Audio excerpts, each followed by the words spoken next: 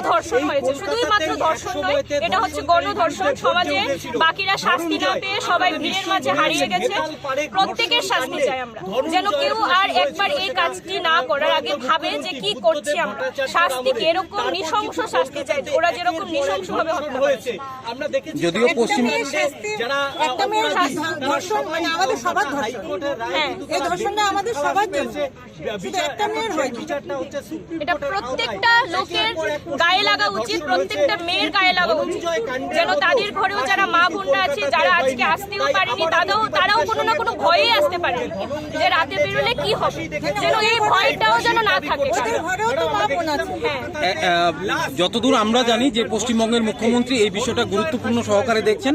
উনি বলেওছেন যে শনিবার দিন অবধি টাইম দেওয়া, তারপর না টাইম দিলে অনেক এভিডেন্স চলে যাবে, টাইমের সাথে সাথে হয় না 48 ঘন্টার মধ্যে সবকিছু মেডিকেল বা সবকিছু বের করতে হয়। এবং ইতিমধ্যে উনি বলেওছেন যদি শনিবার দিনের মধ্যে যদি না হয় সবাই বেরিয়ে যাবে, সবকিছু এভিডেন্স শেষ হয়ে যাবে, নষ্ট হয়ে যাবে। টাইম দেওয়া কোনো উচিত নয়, এটা নির্ভয়ার মতো না হোক, যেন 7 বছর লেগে না যায়, এটা যেন 1 মাসের মধ্যে একদম শাস্তি পর্যন্ত চলে যায়, 7 দিনের মধ্যে যেমন অপরাধী ধরা পড়ে। ম্যাডাম আপনার পরিচয়টা? আমার নাম পাপিয়া রয়, রামনগরে থাকি।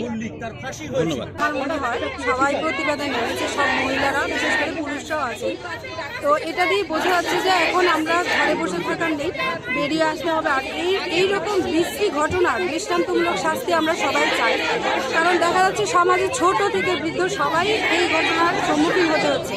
বারবার যাতে এটা রিপিট না হয় তার জন্যই আজকে সব মহিলারা, সব পুরুষরা মাঠে নেমেছে।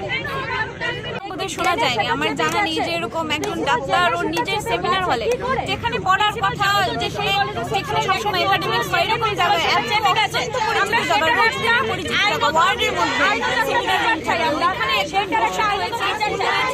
তাও মানে এত ভিন্নভাবে এটা মানাই যায় না। এক্ষুনি যে হলো আমরা সত্যি আর সেফ হচ্ছে না, কোথাও রাস্তাঘাটে নাই, নিজের সেমিনারের মধ্যে এরকম ঘটনা হয়, এটা যেন নিজের কার্যালয়ে সেফ না, নিজের কার্যালয়ে আমরা নিজেকে সেফ মনে করছি। জানতে চাই, আমি হলো একজন সাধারণ নার্স, তো আমি নিজেও চাইছি কালকে একটা ডাক্তারের সাথে একজন হয়েছে, কালকে নার্সের সাথে হতে পারে, ইভেন যে কোনো প্রতিষ্ঠানের সাথে হতে পারে। তো এজ এ একটা সাধারণ মেয়ে হিসাবে আমি আসতে ভাবছি আমি না, তো এই জায়গাটা একটা সেমিনার হলের মধ্যে একজন ডাক্তারকে এইভাবে অত্যাচারিত করে মারা হয়েছে, তার প্রতিকার আমরা চাই, সেটার জন্য আমরা করতে এসেছি। যাতে কলকাতা পুলিশ যে মেন আসামি ওকে যাতে ধরে, ওই যাতে পুরো ভালো করে যাতে শাস্তি হোক, সেটা আমরা চাই। আপনি যে প্রশ্নটা আমায় করলেন সেটা নিশ্চয়ই একটা গুরুত্বপূর্ণ প্রশ্ন, কিন্তু আজকে যে আমরা এখানে এসেছি না, তার অন্যতম উদ্দেশ্যটা কিন্তু এই যেন এই ধরনের প্রশ্ন আপনাদের না করতে হয়। কালকে দেখুন আমার আজকে সারাদিন মনে হয়েছে মাথার উপর হাত রেখে আশীর্বাদ করার মতো বাবা কাকারাও তো রয়েছেন, হাত ধরে রাস্তা এগিয়ে দেওয়ার মতো বন্ধু, ছোট ভাই, সমবয়সীরাও তো রয়েছে। তাহলে ওই পুরুষেরা থাকতে কি করে কিছু নৃশংস ঘটনা ঘটে যায়, এই রকমের নারকীয় হত্যাকাণ্ড কিভাবে ঘটে, কি করে? তাহলে ভালো পুরুষ মানুষ যারা, তারা কোথায় গেলেন? তারা কেন এগিয়ে আসবেন না আমাদের পাশে?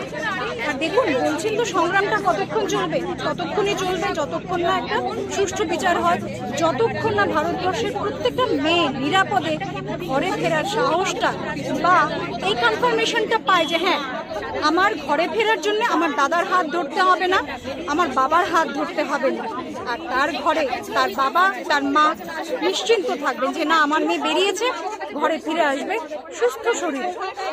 যে মেয়েরা আজকে আপনাদের সঙ্গে মানে যোগদান করেননি তাদের প্রতি কি বার্তা থাকবে?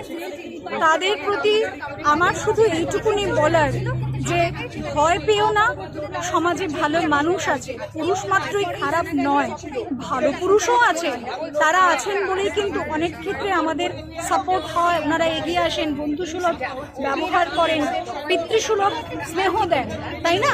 তো তাদের প্রতি সম্মানটা থাকুক, কিন্তু যে পুরুষ অন্যায় করে তাদের প্রতি গর্জ আমাদের উঠতেই হবে, ভয় নয়। যাকে সম্মান করার তাকে আমরা মাথা নত করে সম্মান করব, কিন্তু যে সম্মানের যোগ্য নয় তার টুটি চেপেও আমরা ধরব।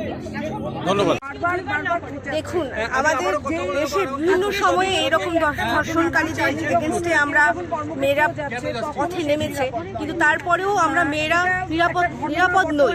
আর জি করে আমরা এই রিসেন্ট যে ঘটনাটা হয়েছে, যে ডক্টর, যে ট্রেনি যে ডক্টর আছে, ওনার সাথে যে অপমানটা হয়েছে, যেভাবে ওনাকে মারা হয়েছে, সেটার বিরুদ্ধে আজকে আমরা পথে নেমেছি।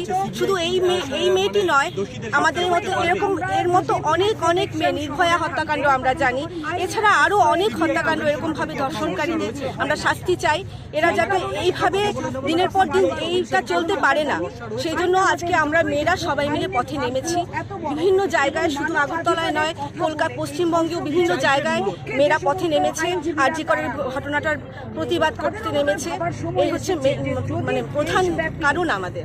এই ঘটনার জন্য সিবিআই কে তদন্তের দায়িত্ব দেওয়া হয়েছে, তো সেই বিষয়টা কিভাবে দেখছেন? আমরা চাই এর তদন্ত কি হোক। মনে হয়, সঠিক তদন্ত করবে বা জাস্টিস হবে? দেখুন, সেটা তো সময় বলবে। আশা হওয়া উচিত।